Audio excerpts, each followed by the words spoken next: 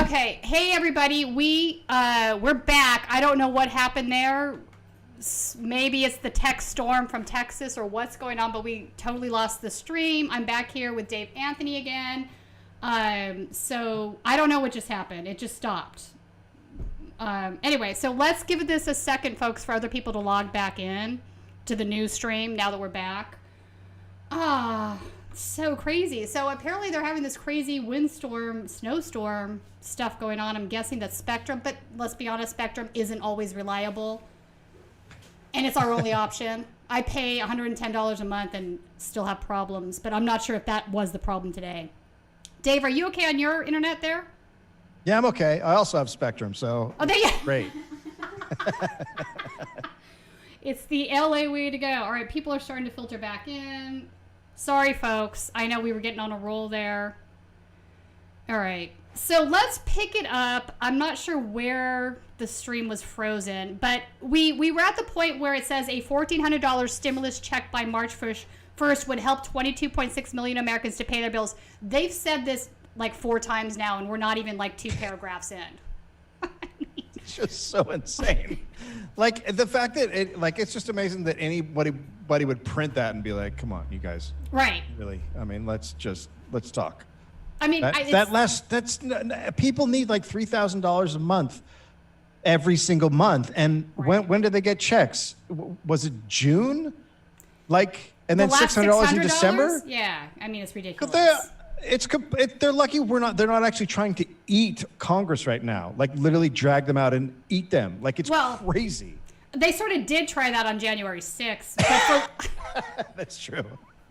But for different reasons, let's be honest. And this is again something that both parties are endorsing. So the outlet behind this is Morning Consult, and I don't know much about them. I know they run a lot of polls. We have media groups from both sides of the aisle that rely on them. They do polling for elected officials as well. I think they began in 2014, and their first poll was about the ACA and whether or not the public would buy it. So I'm suspicious about where some of the backing is coming for this company, but I've not done a deep dive into it. I'm curious to know if anybody has. If they haven't, they should. I'd like to see some work in this area. So, but let's talk about the next paragraph. The House Committee on Ways and Means included $1,400 stimulus checks with a $75,000 income threshold for individuals in its stimulus bill. And the report from Morning Consult found that if those checks are delivered by March, many Americans will be able to avoid financial hardship through mid-July. Well, so now we're getting into the weeds where they're basically looking at people that are having a continued income. That's the 22 million number, right? Yeah, I mean, it's also so crazy because you're like, all right, that's the limit. You're like, what about people who live in San Francisco? Right. Is this the same as people live in southern Louisiana? Like, is it Oklahoma, New York? Right. You cannot do that. It's the dumbest thing I've ever heard of in my life. They're just like, yeah, 75,000. Look, all these people have been trained by austerity think tanks, and that's all they're doing. No, you're right on that. Austerity think tanks. And it's both parties that do this. In January, according to the report, roughly 30.2 million adults were unable to pay their bills. But following the $600... I'm sorry, I can't even get through this. What? But following the $600 stimulus payments approved in December, there was a 7 percentage point improvement from the months prior in terms of ability to pay. In other words, the stimulus checks have not dramatically changed the number of people unable to pay their bills, but it brought them closer to paying their bills. Like, is this really what we're mitigating? Did you say 7%? Yeah. So they didn't use the number 93%. No, they were only looking for a 7 percentage point improvement. That's good enough, apparently. Not the 93% not improved? That's the number you're going with? No, the old I know, 7? I know. Yeah, let's pick the most insignificant number of people that were helped. Could you imagine sending out a check and it only helping 7% of people and being like, well, man, we nailed that. Well, it's a 7% improvement, but yeah, you're not wrong for saying that. So, here's the other weird thing. People are forgetting that there has been a buildup in bills that are going to be due at some point, right? So if you've been in one of these groups and you haven't been paying your rent because of COVID, at some point you're going to have to make due on those payments. They just don't go poof and disappear. Right. This is a giant toxic financial meltdown waiting to happen.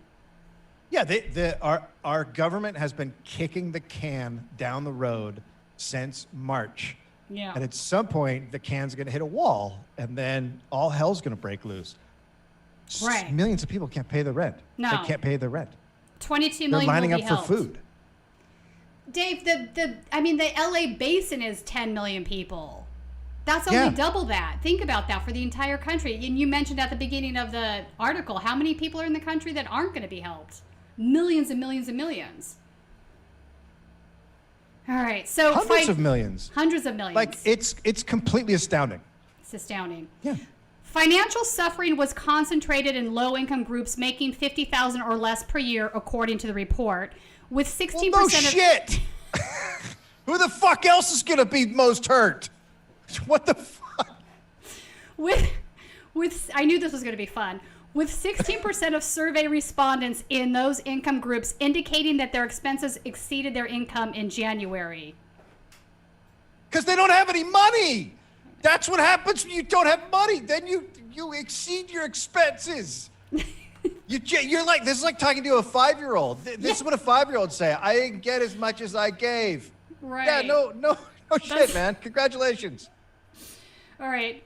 So if widespread vaccinations are successfully achieved by the end of June, economic activity should accelerate in July and make government support less necessary, the report said. Yeah, so here's how it works. So all these people have thousands and thousands and thousands of dollars of rent due. They've been paying for food and anything else they can with credit cards. And then in June, there's going to be a vaccine. And then we all go to Happy Land. And then everything's fine. It's totally fine at that point. What could be the problem? I don't see a problem. I don't think we all go to Happy Land, Dave. I think that people have $10K in credit card debt and $20K in back rent due in June. Yeah. I mean, at some point, the fires are coming, right? That's like, I don't know how else are people going to sit through this? Like, know. it's like if I'm sitting at home and I can't pay my rent and I know that a day's coming where I'm going to get evicted and I am maxed out on my credit cards, like, I'm furious watching whatever is happening. And they're like, hey, man, here's 600. We're still talking about the other 1,400. We're going to talk about it for like 6 months. Let's talk about that for a second, Dave, because now, Biden campaigned on a $2K check. When he was going through Georgia, he made it really clear, you vote for these guys, you're going to get $2K right away. There wasn't any argument about we're adding $1,400 to $600K that you got from Trump. That didn't become a thing until a PR firm got involved after the fact. So this is a really disingenuous argument, and my concern at this point... it's bad. Yeah, it's bad. So my concern is they're already handing the, 2 years from now, the election's over to the Republicans again. They're going to lose everything that they gained in the Senate and House.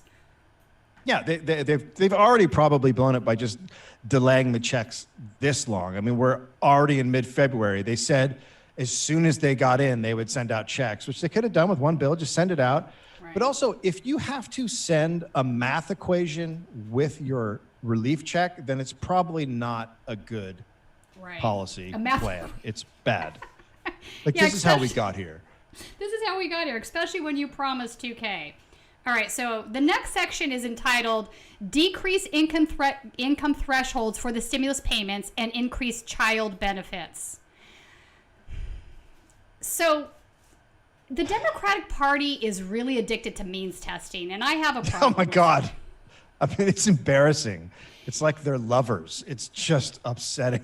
It's so crazy. Upsetting. And the reason it's upsetting is this. I'm going to go off on a little tangent here and come back to the article. Universal programs need universal buy-in in order to be successful, right? The reason people can't touch Medicare and Social Security is because everybody gets it, right? Once you've made something universal, it takes away that initiative from everybody to say, I'm not getting it, screw those people, right? So it's really necessary and it's really important, and it's something that the Democratic Party needs to come to terms with. If you do a program that's solely about the poor folks, right? It struggles through appropriations, it gets pounced upon, and at some point it dies a slow and painful death. We have seen examples of this time and time again. So for me, it's like, stop the means testing, do universal programs, and if anybody's out there saying, well, I don't want the rich guy to get a UBI payment of $2K. The rich guy doesn't need it. Why do you care if it helps millions of poor people, number one? And number two, the rich guy is going to end up paying income tax on that. So it becomes kind of a wash. So there's no really good arguments for means testing. Why do you think the Democratic Party is so addicted to means testing?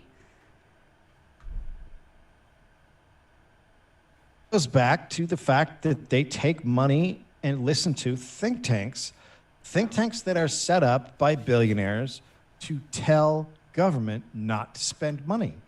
And also, these are all rich people.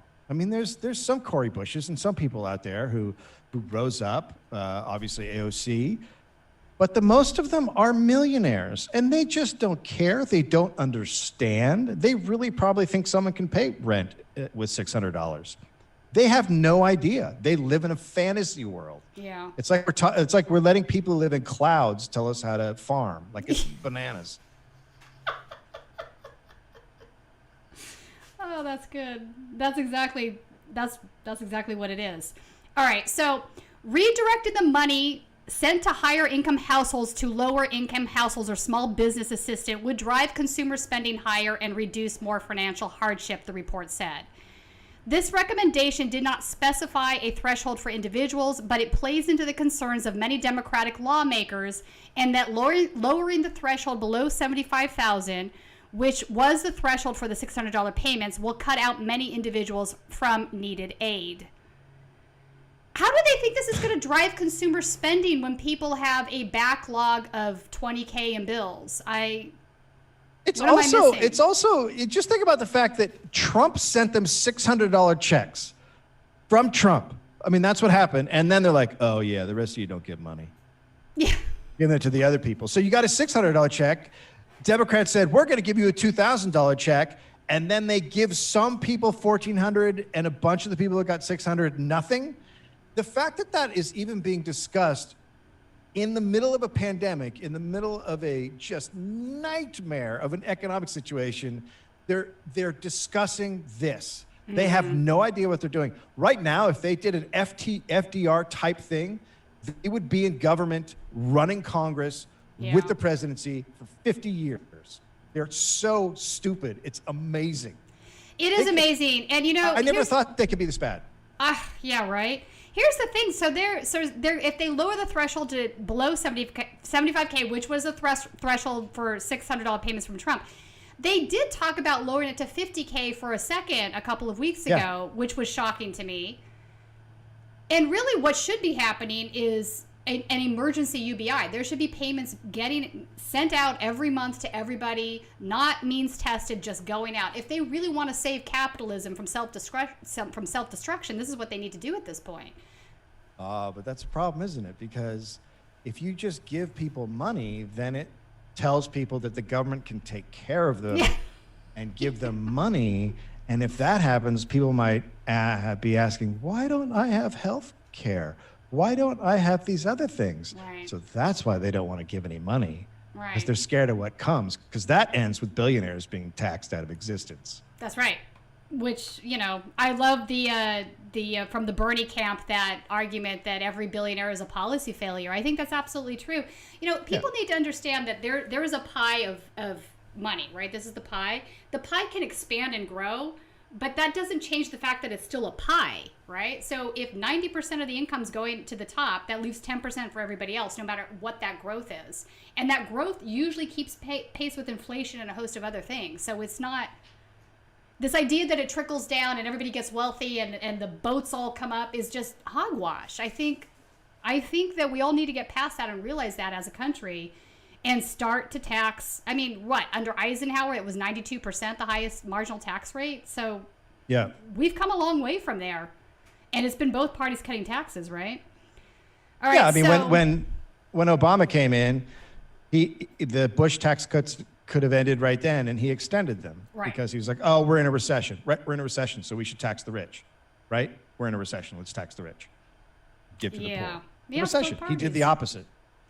He did the opposite, which is unfortunate. All right. So in addition, the report said two-parent households spent 65% of their second stimulus checks compared to the 60% of non-parents spent. compared to the 60% non-parent spent. Sorry, okay.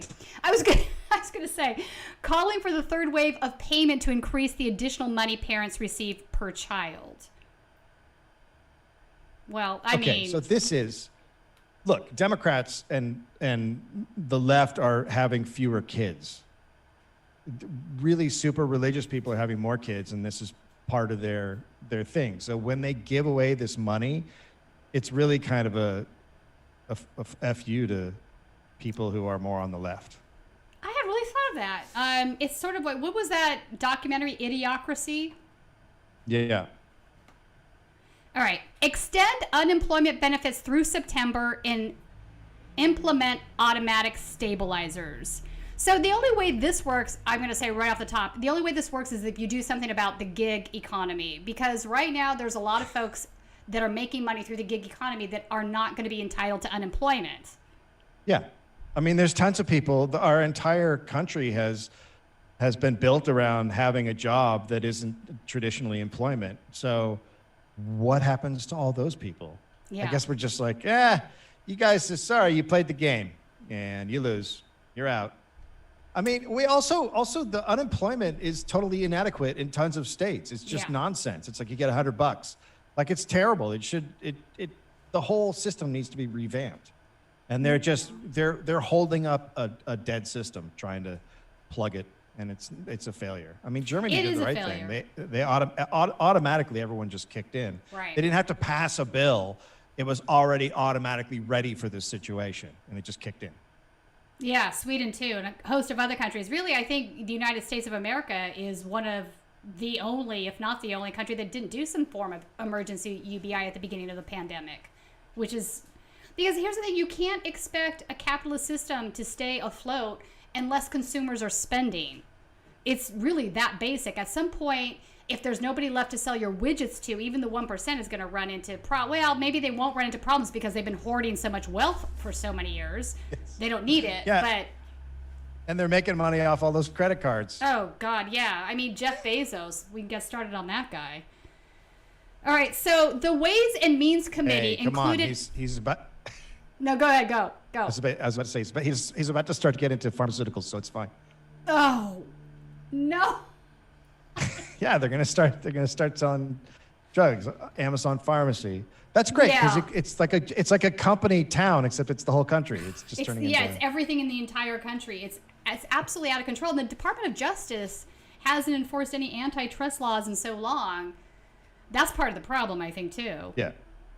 All right, so the Ways and Means Committee included extended $400 weekly unemployment benefits through August 29th, which contrasted President Joe Biden's request to extend the benefits through September. The report said that extending those benefits through September, along with automatic stabilizers, a budget feature that offsets economic fluctuations, will help mitigate risks that could come with ongoing pandemic challenges. I don't know what these automatic stabilizers are. It doesn't say. I don't get it either. Like, a stabilizer's supposed to kick in, but what are the stabilizers?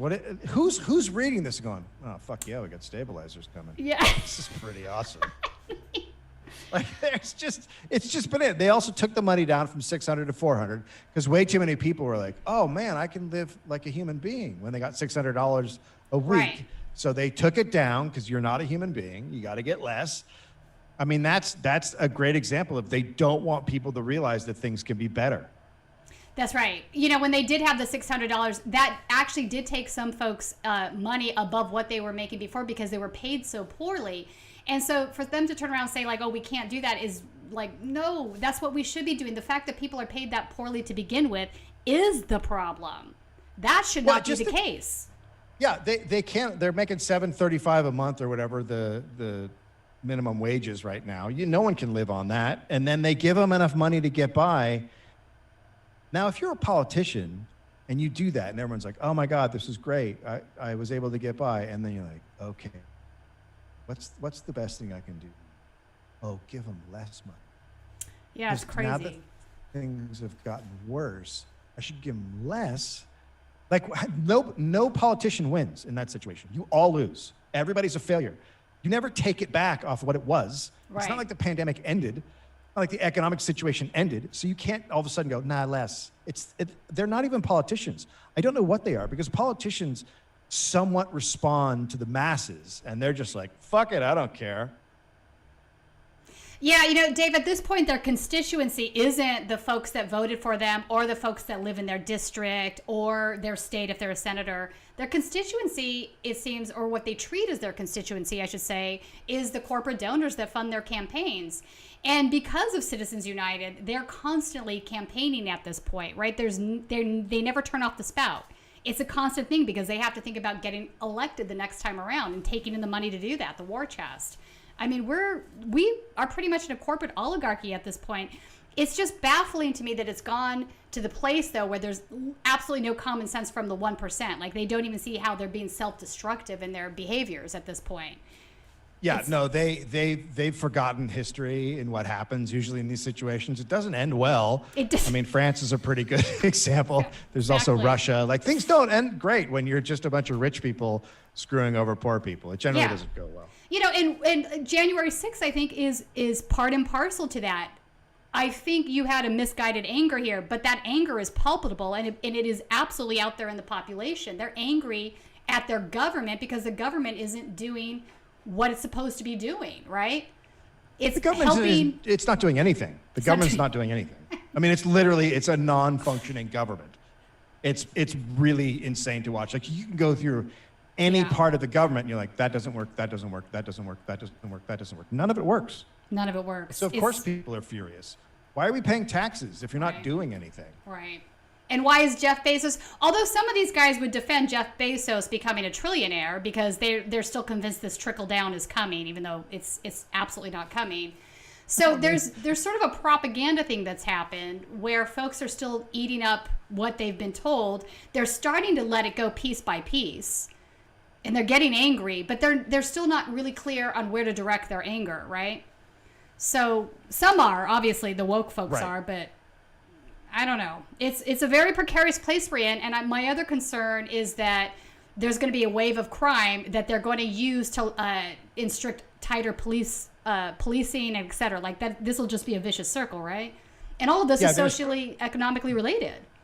No, absolutely. Crime has already shot up, and crime has shot up because nobody has any money, and you need to feed your kids, and you need to feed yourself. So you're going to steal stuff. I mean, it's not rocket science. It's just like people need food. How are they going to get food? Well, they're going to take food.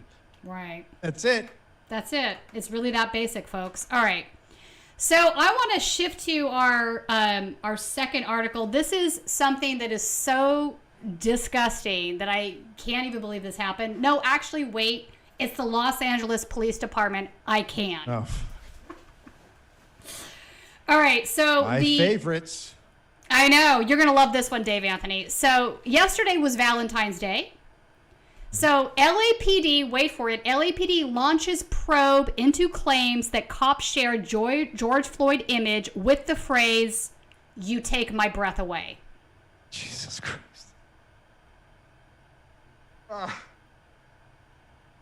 Oh my God. This was the Harbor Division of the LAPD.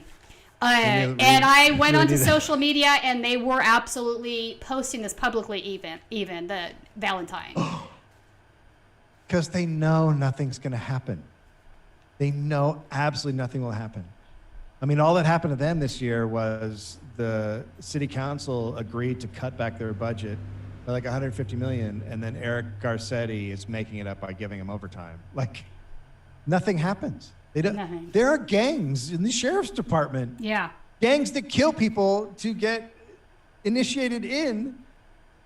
They're gangs. They're gangs. White supremacist gangs. Yeah. The LAPD is just completely insane. Yeah. I mean, the fact that they aren't even slightly concerned that would get out. They're a tiny hint of that. They're just like, oh, this is hilarious. This guy, we got killed, so let's make fun of it. Yeah, that's it, isn't it? They're not even bashful or concerned about what the public outcry would be if they post this online. They don't even see the problem. At all. They don't. Anybody who was, I don't know, who had empathy and human feelings, if you got caught doing something or you were associated with someone who did something, you'd be like, ugh. I shouldn't Yeah. do that.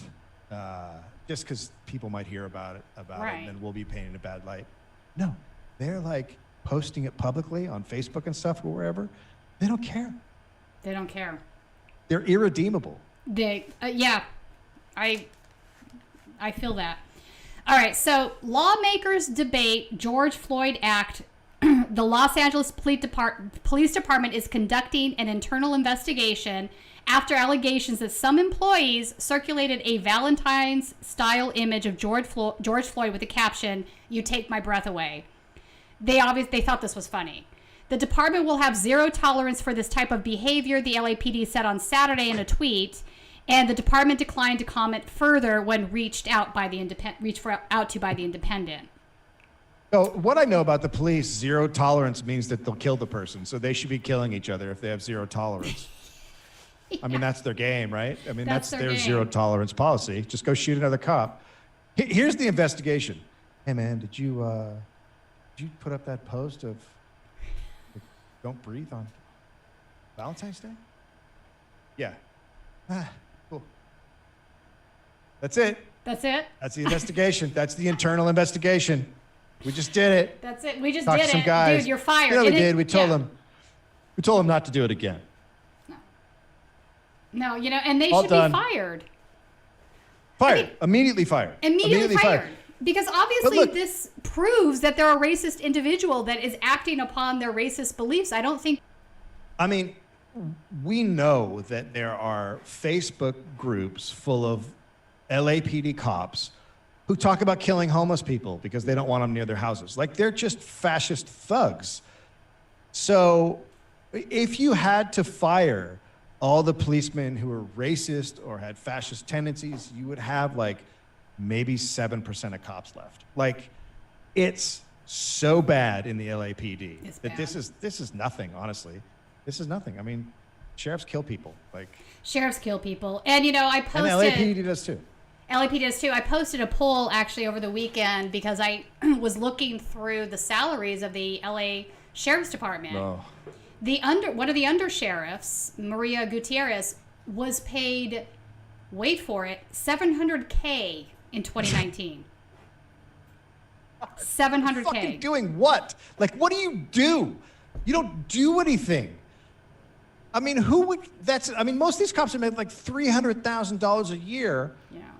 And they can just kill people at will and we see them planting drugs on hidden cameras. Like, they don't give a shit about anything. They're completely insane. I mean, it's the craziest system. It is a crazy system. I mean, the Los Angeles Sheriff's Department has been caught with planting drugs, planting guns. I mean, nothing you're saying right now is crazy hyperbola. It is factual. The FBI investigated them for the gang situation, but still they persisted this area. Alex Villanueva was going to change that. He hasn't. I'm actually of the belief, and I know some people have told me that maybe this is controversial or an extreme belief, but I think the LA Sheriff's Department cannot be reformed. I don't think they can be. No. Look, if you have a group operating within your sheriff's department and they get gang tattoos, right, and that's been going on since the early 90s, and you still haven't rooted it out, and you still go, well, we don't know who they are. Well, have them all fucking line up and take off their goddamn pants and look at their calves. I can figure out who they are. They know who they are. That's the problem. Yeah. They know. They know exactly who they are. They know exactly who they are. They don't care. They don't care. I mean, in the same way that Alex has refused to release the names of the sheriffs involved in shootings, he should be compelled to do that. But here we are all these months later, and there's 7 or 8 different families requesting the name of the sheriff deputy that shot their loved one, and they still don't have that information because he's refusing to give it up. Yeah, and so right there, you're like, how is he still in the job? I have no idea how. There's so many people that want the sheriff gone, and everyone's like, I don't know, how do we do that? Like, it's just crazy. And the last one's in jail, right? Like, well, Paul Tanaka, the undersheriff, is absolutely in jail. So that which brings me to the next thing, Dave. On this, my concern is this: I don't think you replace Alex Villanueva with anybody that's better. I don't think that's a possibility. I think the sheriff's department is that far gone, that corrupt. So. If we get rid of Alex and he gets replaced with somebody even worse, like another full-on white supremacist, I think Alex doesn't see himself that way. He thinks he's a reformer of that. We could have that argument.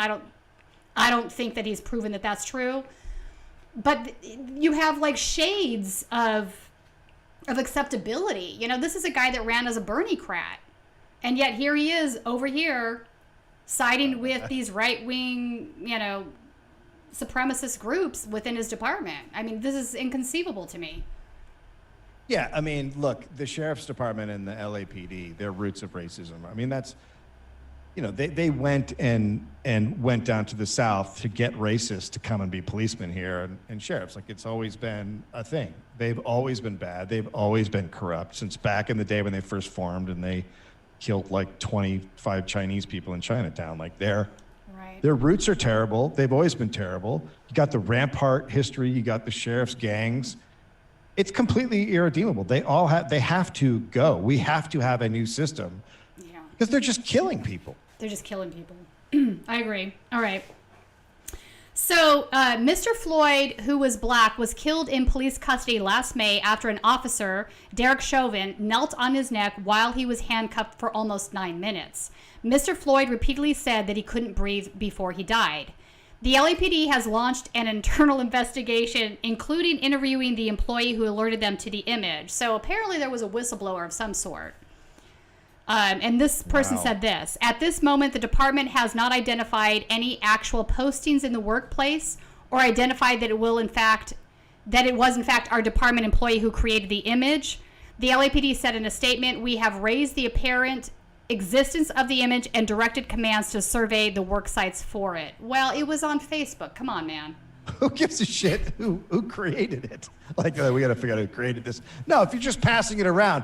You know, my dad once sent me, my dad, a horrible racist, sent me this picture of all of these immigrants fleeing someplace in Africa, piled on the top of a truck, and said, the Obamas are coming to the White House. And I was like, what the fuck? I didn't think, oh, did my dad make that? Yeah. My dad make? No, I just thought he's sending me something racist. Right. Horribly racist. That's all that matters. It doesn't matter who made it. Right. Every single cop that shared it should be fired. Yeah, I agree. Immediately. I agree. All right. Chauvin has been charged with second-degree murder and manslaughter and is facing trial this spring. Mr. Floyd's death sparked the biggest nationwide civil rights protests in generations. The protests have taken place in cities across America over the past year, including in Los Angeles. At the time, Los Angeles Chief Police Michael Moore said of looters, now we're going to looters, right? That Mr. Floyd's death was on their hands as much as it was on those offices, though he later apologized. Could you imagine the world we live in where the chief of police can come out and say something like that? And we were all demanding he be immediately fired. And Eric Garr said, he's a good guy. He's not a good guy. No. He's not. I believe he's killed people in the line of duty in the past. Like, yeah, he has. You know, he is what he is. He's a piece of shit, and saying something like that just makes you irredeemable. You should be gone. All right. So, following the demonstrations, Los Angeles Mayor Eric Garcetti sought to redirect up to $150 million from the police budget to social services. In January, a police officer in England was charged with a criminal offense for allegedly sending an offensive meme of Mr. Floyd to colleagues over WhatsApp. That was sort of a strange ending that we moved to England. They just totally were like, man, let's just talk about something else. Let's just drop this non sequitur in there about England. No, Garcetti did. He and it wasn't, he didn't want to. I mean, everybody forced him to. Right. So $150 million out of the budget, and then he immediately turned around and increased their overtime. So he didn't do anything. He didn't do anything, and it's still over 50% of the city budget, even with that $150 million removed. I think that's the salient point, right? When we're talking about these numbers, we have to talk about how we got here. So defund the police is a really good policy position. It's not a slogan, and I just think people need to have it explained to them better. So the reason the LA City, for example, and this is true of cities across the nation, I can just speak of the LA City budget because that's what I'm familiar with, but things got added to that budget because they should have been added, but they got added because they decided the police needed to be involved in some capacity, right? So, like, for example, one of the things is for cleaning up Skid Row or where the unhoused folks are in parts of downtown. That's included in the not in the sanitation department, but it's in the LAPD side because they say cops have to come with the sanitation workers to keep them safe. So, and you can do this, like, you can go down the entire listing of things that have been moved from other departments into the LA City Police Department, and it's like, wow, this is crazy. These services are better off someplace else. Yeah, and I think when they did a study, they found that 7% of all 911 calls to the LAPD, only 7% of the police are actually needed. Usually it should be other agencies. And of that, 1% are violent. Right, and it's why you get sometimes them responding to mental health issues where it would be better served by not having armed folks there. I think another one is instead of having somebody from the coroner's office to let you know a loved one has passed away, the police show up at your door. Is that necessary? I mean, there's a host of things. So redirecting this money actually makes sense. And they're using not only the money for overtime where you get these 700K salaries, but also to buy military equipment. So, you know, I mean, when I was out there covering one of the protests, there was like a Trump protest and a BLM protest. They had a literal tank in the middle of the street. Yep. And you're like, why does this belong in the streets at a protest? This is outrageous. I mean, you know what? You know what's even crazier is the police departments and the police unions have set up lobbying firms. Yeah. To get the weapons. So we're paying them salaries so that they can then put aside money to buy bigger weapons to kill us. So do you think there's a relationship, because I don't know about that, is there a relationship with the military industrial companies that are making the tear gas, et cetera? Yeah, they lobby Congress, and they work with other groups like a tear gas company or something like that to get that stuff into police departments, because then they can all make more money. The police get to have their fun with all their crazy toys. It's really insidious. Like, it's really dark and disturbing dystopian stuff. You know, Dave, it's really dystopian because, and I often want to refer to the tear gas example because I think it's one of the most egregious. This is something that we don't use in the course of war in other countries because it is a chemical irritant. It's very bad. People have died from triple tracer tear gas. 100 people have died in the United States from triple tracer tear gas. Yet the LA Sheriff's Department throws it out like candy at protests. You'll see them just tossing cans. I mean, you could also get hit in the head by a can. That could be dangerous. Oh yeah, there's a guy, I don't know if he got killed or lost an eye by getting hit in the head, but in Portland, they were testing out new substances. And there's all these women who are pregnant who are having issues. There's still tons of protesters who are having lung issues, and you know, it was the testing ground. And that stuff has been declared toxic for decades. Yeah, it's incredibly toxic. I think we're still having some slowing of the internet here a little bit, huh? I don't know what's going on with Spectrum. Can you hear me okay, Dave? Yeah, I can hear you. Okay, it's better now. Sorry, folks. I don't know what's going on today, but we are definitely at the mercy of tech. All right, so... That's such an understatement. That is such an understatement. All right, I want to shift gears for a second to a video of MSNBC. So MSNBC seems to be desperate to keep Trump in the news because I think they've relied so heavily on the Trump cycle for the last 4 years. Can I tell you something? When in the 2016 primaries, I bumped into an MSNBC producer and I said, why are you guys showing Trump so much on the air? What are you doing? And he said, well, we are trying to boost him up in the primaries so he'll win the Republican nomination, and then we'll take him down in the general. That was an MSNBC producer saying it directly to me. That was their plan. I believe it. I mean, it's the Pied Piper strategy, and in fact, I can't remember in one of the Podesta email leaks, WikiLeaks, there was a conversation about the Pied Piper strategy. They didn't think Trump was electable, which is just crazy to me. It was obvious to anybody, if they've been paying attention, that the idea of populism was on the rise, and it's all due to the income inequality that's been created by failed neoliberal policy. So yeah. I don't know why that wasn't obvious to this, folks. Well, wait, hang on. Maybe I do know why. I should say I do know why. Yeah, I mean... They live in a bubble. They live in their wealthy elite bubbles, and they don't really understand where all this anger is coming from. But, look at the straight data, Dave. Like the last 3-4 years, over 80% of the new wealth that's being created is going to the 1%. That is completely untenable. Oh yeah, no, we're already past untenable. Like it's breaking. Everything's breaking. Like it's over at this point. It's just like, how bad does it get? Like, is the government going to turn around and save us? No. Then we're in the middle. I've read articles that people have lived through collapsed societies, and they're like, this is literally the middle of a collapse. Like you're in it. Yeah, it seems that way to me. And the lack of response on the pandemic. I mean, our first article we looked at, that seems to be pointing in that direction too. They still don't seem to be seeing the whole picture. Yeah, no, not at all. All right, so let's play the video from the Twitter, the MSNBC one. I'm gonna have Eva play this so people can see what we're talking about.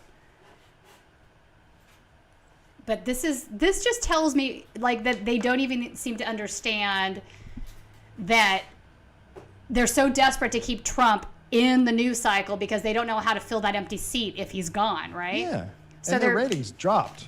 Yeah. So, you got it? All right, apparently we're not finding it on Twitter. All right, let me walk you through it. I emailed you the link. So basically, it's a bunch of talking heads on MSNBC, and they're sort of begging Trump to come out and do a press conference because he hasn't done one in a few weeks. And I think they're really having a problem with him not being on Twitter anymore because half of their news broadcasts were talking about Trump's it really tweets. Was. I mean, so they've created this entire, as far as I'm concerned, this Trump media complex just based on like putting him on. And I think maybe he probably brings clicks and views because of the outrageous, things that he says and does. But, for a news organization to rely so heavily on such a thing is bad.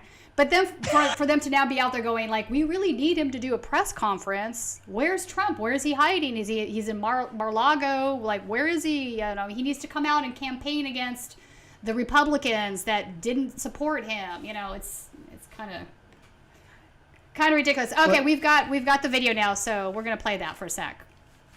Does the ending of the trial make it any easier for Joe Biden to get things done? And how much of what happens is going to be about what Garrett just said, those senators going home to their districts and hearing from their constituents?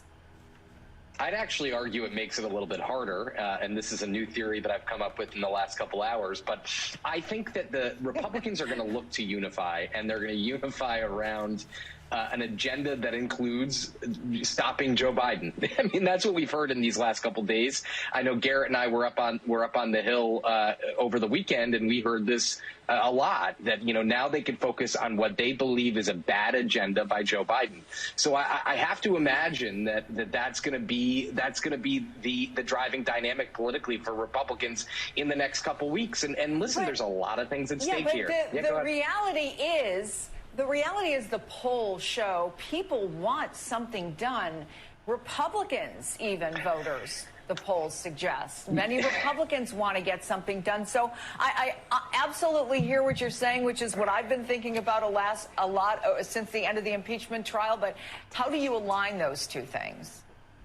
Well, I'll tell you, polls also show that voters want immigration reform. They also want gun control. They also want to All right, so that's one of the videos. It wasn't the one I actually wanted to show from this guy's Twitter feed. I think it's way buried down there now. But, again, you've just got a network that's built up all of this time and energy covering Trump and really bolstering him because they could get clicks for it, not caring about what that would spell for the rest of the country. And it's not just MSNBC. It's a lot of these guys, right?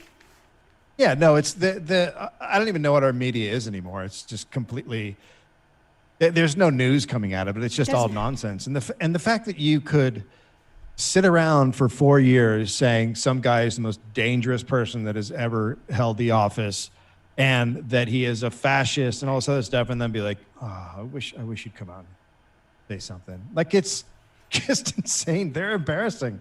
It's very so embarrassing. It's like, this is supposed to be our media.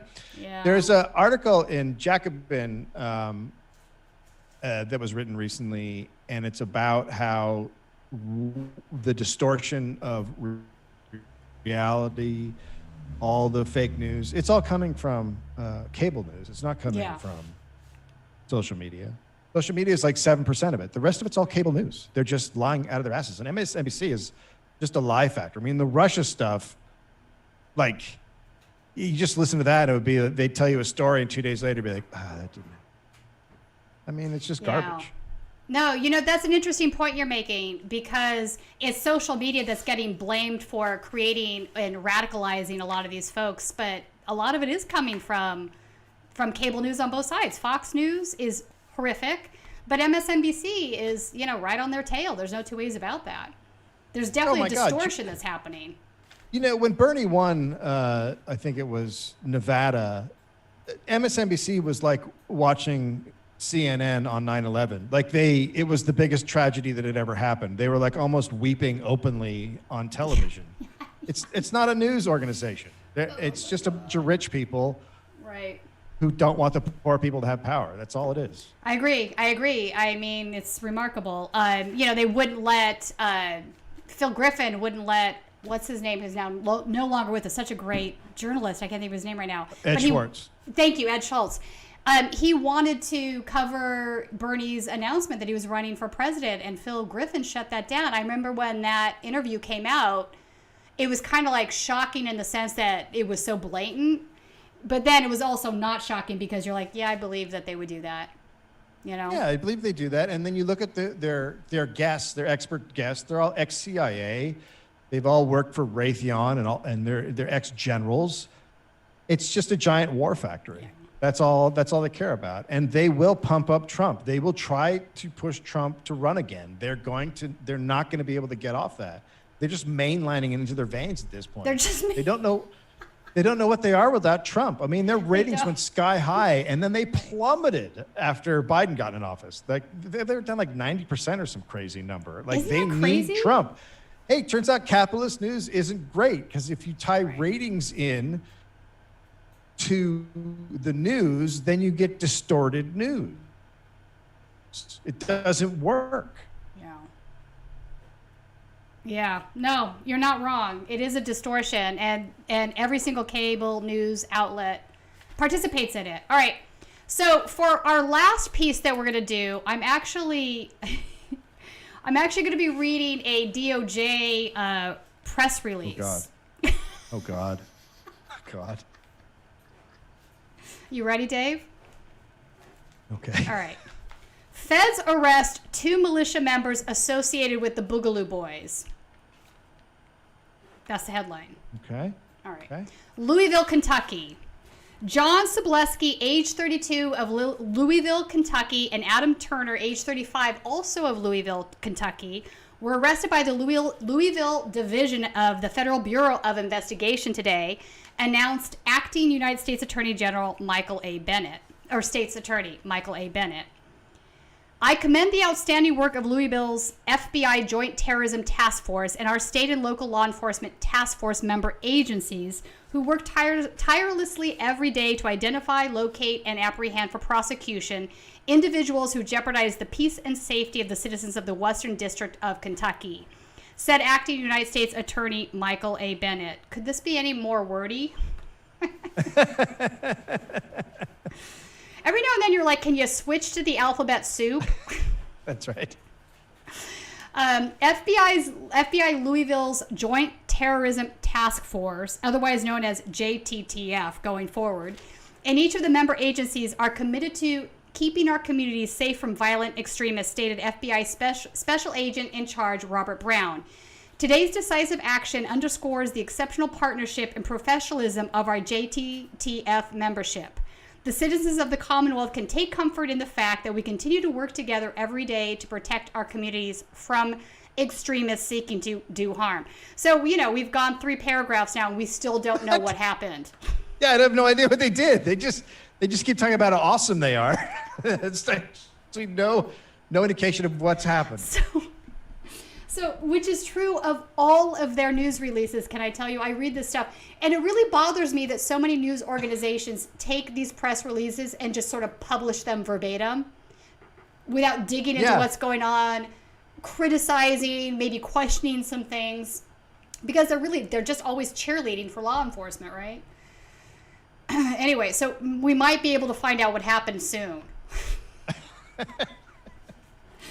Okay, Sobleski was charged. Oh, wait, we're going to know now. Sobleski was charged in a criminal complaint with a violation of 18 United States Code Section 2101 for using a facility of interstate commerce to incite a riot and committing an act of violence in furtherance of a riot.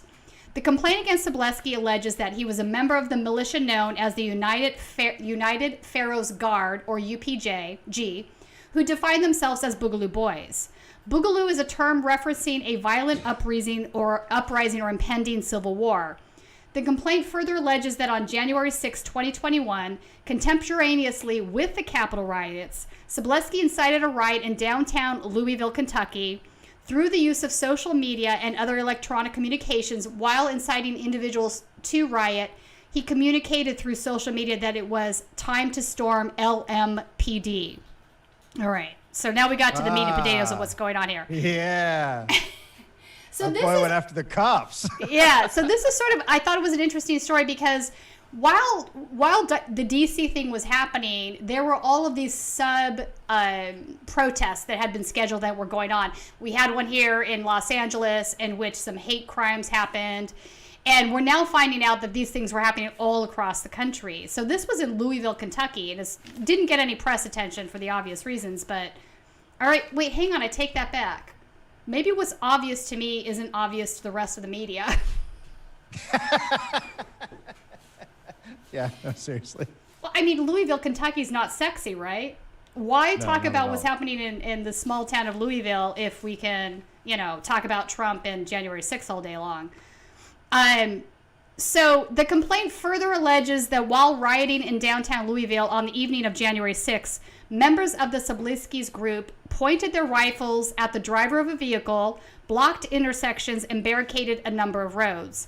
Most were openly wielding firearms at the time. According to the complaint, later in the evening, Sobleski is on a video firing his rifle at a vehicle that drove through one of the group's barricades, and that Sobleski fled the scene after firing the rifle at the vehicle. So my concern is this. This to me is sort of like... He shot at a car. He shot at a car. That's the opening of the story. A guy shot at a car. Dave, they buried the lead. Jesus Christ. They talk about themselves for 4 paragraphs, and then they go, the guy threatened us. Oh, by the way. He shot at a car. Not a law enforcement car. This was just some citizen's car, right? Yeah. So my concern is this, and I'm sure you're having the same concern. This to me is similar feeling about the Kyle Rittenhouse situation, where you have these guys arming themselves up, and they're not. They talk about rising up against police state violence, which I understand, and et cetera, but they are also have no loyalty about what that looks like per se if you have to deal with BLM or Antifa. On one side, they say they have empathy with these 2 other organizations because they're also fighting against a police state.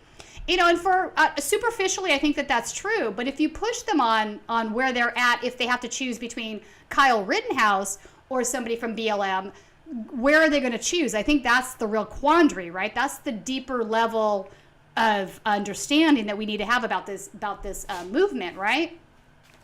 The Boogaloo Boys are such a massive. It's almost like an ideology hole. They hate cops and want the end of government. So they want they're like soldiers for chaos. Mm-hmm. And so every single one you talk to, you would get different answers on all this stuff. Yeah. There's a bunch that lean crazy right, and there's a bunch that are apparently believing in BLM and and Antifa, and then you're like, well, I don't understand what these guys are. They're essentially, I like to look the way Robert Evans wrote a big RAR, and it was like, it's almost like they're 4chan's army. Yes, yeah. They're a 4chan militia. They came out of memes. That's what Boogaloo comes from. Like it's all meme created. And now they have martyrs who have been killed by cops. This guy got arrested. He'll become a martyr for them. They all hold him up as martyrs, and they want to kill cops. And then the rest of the stuff, like some of them you push and they're just full on Nazis. And some you push and they're not. And that's why I'm like, yeah, don't talk to them, because they're all over the place. They're all over the place, yeah. Yeah, so you don't know. Like you're right. One of them could be a Rittenhouse. Absolutely. And then a bunch of them support him. And then a bunch of them might think that's wrong, but also be like, yeah, but they're Boogaloo Boys, so it's cool. So it's just a mess. It is kind of a mess, and I think it's interesting that I had Abner Hoagie on the show a couple of weeks ago, and he has a Discord chat that was leaked to him from one of the Boogaloo's main organizing Discords. And there's definitely guys in there that are talking about starting a civil war, and that part of doing that is siding with BLM to make it happen. And like, there's some crazy stuff that's going on inside that movement. And then I also know that the Boogaloo Intel Drop, which is a Telegram chat. Now, so I'm not sure what the situation is with that. I've been told by many folks that those folks aren't actually Boogaloos. They're just using that name as part of the chat. I don't know, but they're incredibly racist in this chat. They use the N-word, the C-word, the, kill them all. Like, they're definitely Nazis in that group. So there's a bunch of Nazis that have been working really hard to bring in Boogaloos. And so they've done that. And then there's a bunch of them that are fronting and acting like they're for BLM because they know that could set off a race war. But then there's other ones that are actually like, no, I'm really this guy. Yeah. It is such a messed up thing. It's such a messed up movement, exactly. It's very confusing because you're like, yeah. I mean, if you're in that group, you're just based on that, there will be so many of them that turn against each other because they think the other one's a narc. Like, it's set up to be completely destroyed by just that apparatus of infiltration, and they will eventually just start to go against each other. I don't know how else that plays out. Yeah, we interviewed somebody that self-identifies as a sovereign citizen, and I'm pretty sure he didn't say one way or the other whether he's a Boogaloo, but he's wearing a Hawaiian shirt at protests. I've seen him, so I'm assuming that he is, right? Yeah. But this guy was very much pro-Trump. He was very much anti-Antifa. He would be wearing underneath his Hawaiian shirt that one of the Pinochet didn't do anything wrong. Let's throw the commies out of the helicopter. That's a Nazi. Yeah, 100%. So, I mean, it's a very puzzling movement to me, but I think it's something we should pay attention to. Oh, absolutely. Everyone should be paying attention to it. But I only think of it as like they are the ultimate chaos agents. Right. All right. So now we have about 8 more paragraphs of them propping up the FBI and the DOJ and how great we are. So let's skip that part. The worst part. Organization in the country. I know, right? Like, I'm surprised they haven't started arresting each other when they're undercover at this point. Like, they're just idiots. Dave, it's so odd to me because also you'll see, so you have the COINTELPRO stuff. I couldn't get that out, which is very worrisome. But then you see these civil rights division that actually want to go after hate crimes. And you wonder, like, how, at the end of the day, how much tension is there within that organization? Because obviously these things are going to be butting heads, right? Oh, yeah, for sure. I don't know. All right. So Sobleski is scheduled for a preliminary and detention hearing before a United States magistrate judge on February 17th at 2:30 p.m. Turner is scheduled for a preliminary detention hearing before a United States magistrate judge on February 17th, so at the same time. If convicted at trial, both Sobleski and Turner face a maximum of 5 years imprisonment, a $250,000 fine, and a 3-year term of supervised release. All right, so I don't know, Dave. I can't believe a guy 5 years for saying, like, go take down the police department. 5 years, really? Yeah. Come on. I know. I hear you. So, folks, if you have questions in the chat room, I think Dave has some time here to hang out and answer some questions for everybody. Just give us a second to scroll down because I don't know what's been going on with the chat lately. The super chats disappear. We don't see them. And then there's like this delay on the feed. I think YouTube doesn't like us. It's bad to be on YouTube because they're your enemy. I know, right? It's true. So what else is going on with you though, Dave? What are you working on next? What's your next Dollop show going to be about, or can you say? Oh, you can't say, can you? Because then Gareth will know. I can't say. I can tell you the title: Meat Riots. All right, now my head's like, where's that going? What else? I'm going to start a Rockfin channel and start doing some videos. Oh, right on. Yeah, I'm not. Yeah, I'm we're on probably not gonna Rockfin do right anything. now. So everybody go subscribe to Dave Anthony. We get on Rockfin. Subscribe to Status Quo Rockfin if you're not on there. And also I have a personal Rockfin too. I think, at least they don't play games with us when we're trying to stream and post content the way we've been having problems with that YouTube, All right. Well, so, if that stuff was just crazy to watch how it all played out. Okay, so where's Gary? Oh, Does that Gareth's mean my anything co-host. to you? Yeah, Gareth's my co-host, and they're Oh, like, where's I Gary? call him Oh, Gary. duh. Yeah. So that's a little joke. Gareth couldn't make it. Apparently, we're getting some love for Gary in the chat. What about your next issue?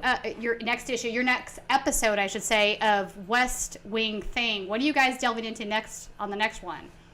You know what? We're it's funny. We're coming to the end of the Sorkin written years. So yeah, it's very interesting. The show seems to have jumped the shark a little bit. The president's daughter got kidnapped, and it's just like, okay, like you're really desperate.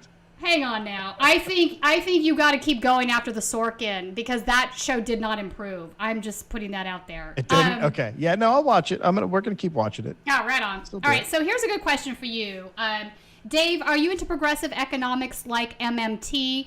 Would you interview some economists like Stephanie Milton or Michael Hudson on your podcast? No, we don't really do interviews. I'm not huge. I haven't gotten huge into the MMT stuff and sort of dove into it. I've heard people say it's really interesting and other people say it's ridiculous. So I haven't really jumped into it yet. You haven't? Okay, so that would be no. And I think they meant Stephanie Kelton now that I'm looking. Oh, yeah, she corrected or Noah, sorry. Noah did. All right, well, we can do one more article or no? You have to run though, don't you? Me? Yeah, pretty soon. Pretty soon. All right. So if anybody has any other questions, now is the time to ask Dave. If you don't, let me scroll up here. Ask any politician if they support Antifa and they will say no. Ask them when they became a fascist. So is the argument there that all politicians are fascist? I'm not. Well, a lot of them are at this point. I mean, I have to actually put that in my brain for a second and chew it around because I don't think they're all fascists, no, but I think that they're all bought and paid for, and I think they're all part and parcel to a corporate oligarchy, and they're serving the interests of, those that fund their campaigns, the wealthy elites. So I don't think any of that's controversial. Yeah, but does that lead to fascism? Yes, it does. Yeah. Well, when you get into corporate oligarchy, you're really rubbing up against fascism there, aren't you? So. Well, you are. It's what enables it. And in fact, I could say that my concern at this point is that look what's happening with the squad now. That's true. My concern is this. If we don't do something to rectify the income inequality in the country, we could end up with somebody far worse than Trump.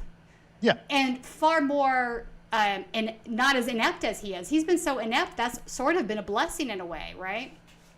Yeah, no, Trump was a fascist. He was just a really dumb, inept fascist, and he couldn't get done what he wanted to get done. But in his heart, he wanted fascist control. That's what he wanted. He just was too idiotic and lame to do it. But yeah, a smarter Trump is coming. A smarter Trump is coming if we don't do something about this. And I think if we, even before that, 2 years from now, I think that the Democratic Party stands to lose gains. Let me ask you this before I let you go. I'm not an article, but I'm curious to know your thoughts on this. I have a grave concern about state governments, right? I think we spend a lot of time worried about the federal level, right? The House of Representatives, the Senate, presidency, obviously. But the state senates and the states where they have House of Delegates, same sort of thing, state assemblies, whatever their language is, these bodies are responsible for gerrymandering that congressional districts, right?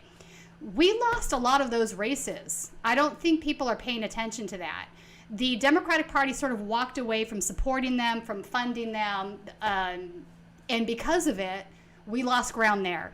I'm worried that we might be looking at a replay of 2010, but much worse. In 2010, when they gerrymandered the districts, it was so radical. You ended up with states that, in the following elections, you ended up with states that had a popular vote going to the Democratic Party, whereas only 2 of the seats would go to the Democratic Party and the rest would be going to the Republican Party because of the gerrymandering. It was that extreme.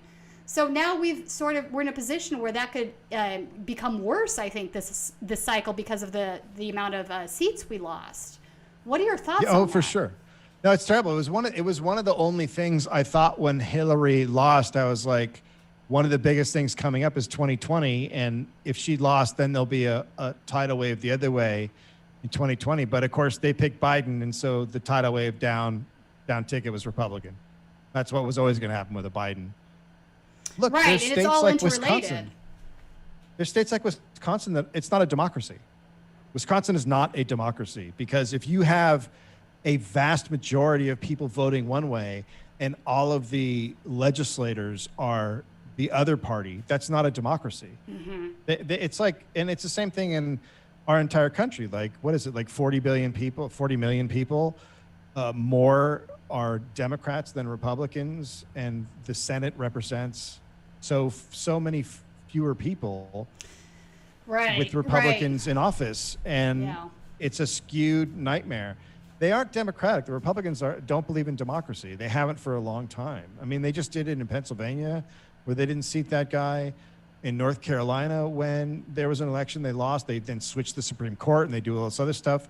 They don't believe in democracy. And so until we come to grips with that, it's just going to keep happening.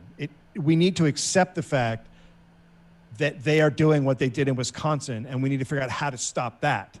Because acting like you can vote your way out of it, well, that's not going to happen. There has to be another solution. I don't know what it is, but it's not electoral politics, because that's not working. That's not working. Electoral politics in the country is so fundamentally broken. I think that you're right. When you have 2 parties that don't feel that they even have to listen to the folks that vote for them. I mean, and it's you could look at the voter suppression laws that came up through the Republican Party, but in many ways, the Democratic Party is also guilty of voter suppression when they do some of the things that they do, right? It was clear that they didn't want Bernie Sanders to be their nominee. So when he was, out of the gate so strong, they got together and said, like, all of you guys need to drop out and endorse this guy, and that's what we have to do to keep, Bernie out. That's a form of voter suppression. It's manipulating things, right? I also think when you have, like the city of LA has, these election sites and only 4 machines are working out of 20 and you have a 3-hour wait to vote, that's a form of voter suppression. Yeah, and then mail-in voting in California is known to drive down the votes of college students and Latinos, because those are populations that move residences a lot. And the way the mail-in system is set up, it's purposely set up so they don't register and don't vote by mail. It's built into the system. Greg Plass did a great video on it. Oh yeah, Greg's been a guest on the show. Yeah, Greg's great work in this area. And also other states have much more severe examples than what we've seen in LA. I think, New York is just got all of these crazy laws about having, I think they finally fixed the one where you have to register for the primary a year out, but why was that even a thing? That's insane. You should be able to register to vote at any of these primaries the day of. Like, why can't you? Why is that? Why doesn't everybody in America get sent a voter card and you have it in your house? And when you want to vote, you go down and show them your voter card and you vote. You shouldn't be registering, or there should be no registration. People in other countries don't register to vote. They just go vote. That's right. Registering is nonsense. Shouldn't happen. You get a card when you turn 18, that's your card. If you lose it, you ask for another one. You take it to your voting office and you can vote wherever you want. It's all so stupid. Yeah, it's all very controlled at this point. So I don't know what the answer is. I'm with you on that. I think electoral politics aren't going to provide the solutions across the board. There needs to be more pressure, and that can take many forms, obviously. But here's the thing: if they continue to be completely unresponsive to the vast majority of voters in this country, I think the violence that we saw on January 6th is going to increase. I think the civil unrest is going to increase. And I think that they should be more aware of that and not less aware. And they seem to be sort of not getting the pulse of the country right now. They still govern like it's the 90s. They're not, they have no idea anything's changed. They act like the internet doesn't exist. They act like they can control spin through CNN. And they govern in the craziest way, as if people aren't paying attention to what's happened. Like, they have no clue what this is, none at all. And even though people come in like AOC and any of the, the squad or whatever it is, and they go, hey, there's real issues, they don't see it. I mean, Nancy Pelosi put PAYGO in 2010. That's right. And the way things are set up, if the Democrats pass their bill, that means the money then has to come out of something else, and it's going to be Medicare and Medicaid, and we could come to a point in a few months where Medicare and Medicaid get cut, and if it gets cut, it's one person's fault, Nancy Pelosi. It's nobody else's fault. You can't hand a No, go ahead. But you can't give guns and bullets to a maniac and then go, oh, it's his fault for shooting me. No, you gave guns and bullets to a maniac. True, but you just said the most salient thing that I've heard in a long time, so I want to repeat it and expand on it a second. They're governing like it's still the 90s. Yep. That is so true, and it's not just for the things you listed. The internet's one of them, right? They can no longer control the narrative through a handful of news organizations, right? Now they have to answer to things that get posted on social media, videos that get shared on YouTube and what have you, all these. So this is true. But I would also say the discrepancy of, for example, cost of education, not minimum wage, but average salaries, all of these things, since the 90s, because of all of the privatization, all of the neoliberal policies, market-based policies that Bill Clinton embraced, along with Bush Sr., Bush Jr., right? We start to see this right? So if they're still governing the 90s as if people are making enough money to get by, right? When I was in college in early 90s, yes, I'm that old, I was making $16 an hour in my part-time job, which is like, what, now we're fighting for 15 all these years later?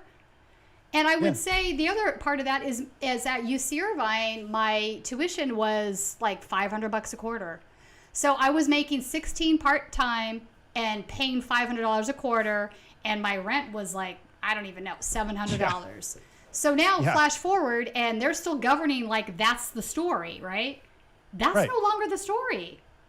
Oh no, it's been gone for so long, and that's why it's such a problem to have millionaires in there, because if they ever had to struggle, they don't remember what that struggle was like. But like, it's mostly people that were just born rich and now they're in Congress. So they have no idea that stress now exists for younger people. They cannot comprehend it. I mean, go back to that moment where that kid stood up in a CNN town hall and looked at Nancy Pelosi and said, 50% of people my age are socialists. How are you going to deal with that? And she blinked twice and said, we're capitalists. Yeah, they have no idea what's happening. They have absolutely no idea what's happening. She's clueless. Yeah, Nancy is, and I will add this one thing to that. Nancy Pelosi is very hard to move out of that district for this reason alone. If you look up the makeup, what the financial makeup of the district she represents, she is representing those people, because this is an incredibly wealthy district, right? Oh yeah. That area of San Francisco is just wealthy beyond words.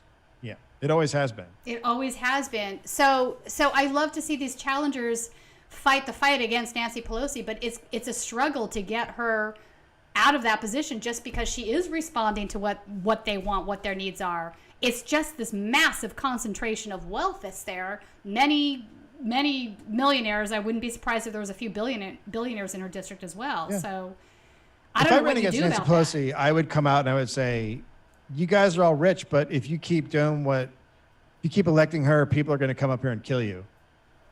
They're going to murder you for what she's doing. So you might want to pick somebody else. That would be my whole campaign.